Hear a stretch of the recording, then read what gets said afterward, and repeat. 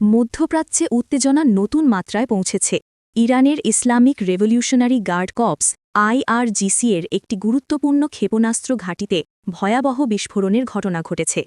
বিভিন্ন আন্তর্জাতিক সূত্রে জানা গেছে, এই হামলার পেছনে যুক্তরাষ্ট্র ও ইসরায়েলের যৌথ অভিযানের আশঙ্কা করা হচ্ছে, যদিও এখনও পর্যন্ত আনুষ্ঠানিকভাবে কোনো পক্ষই সরাসরি দায় স্বীকার করেনি।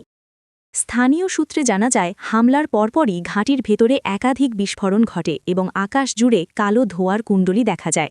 বিস্ফোরণের তীব্রতায় আশেপাশের এলাকাও কেঁপে ওঠে, সৃষ্টি হয় আতঙ্ক। বিশ্লেষকরা বলছেন, IRGCর এই ধরনের ক্ষেপণাস্ত্র ঘাঁটি ইরানের সামরিক শক্তির একটি গুরুত্বপূর্ণ অংশ। ফলে এই হামলা শুধু সামরিক নয়, কৌশলগতভাবেও বড় ধরনের বার্তা বহন করছে। এদিকে সামাজিক যোগাযোগ মাধ্যমে ছড়িয়ে পড়া ভিডিওগুলোতে বিস্ফোরণের ভয়াবহতা স্পষ্টভাবে দেখা যাচ্ছে। তবে এসব ভিডিওর সত্যতা স্বাধীনভাবে যাচাই করা সম্ভব হয়নি। অন্যদিকে ইরান এখনও আনুষ্ঠানিকভাবে হামলার বিস্তারিত জানায়নি। তবে দেশটির পক্ষ থেকে সম্ভাব্য পাল্টা জবাবের ইঙ্গিত পাওয়া যাচ্ছে বলে ধারণা করছেন আন্তর্জাতিক বিশ্লেষকরা। এই ঘটনার পর পুরো মধ্যপ্রাচ্য জুড়ে উত্তেজনা আরও বাড়তে পারে বলে আশঙ্কা করা হচ্ছে।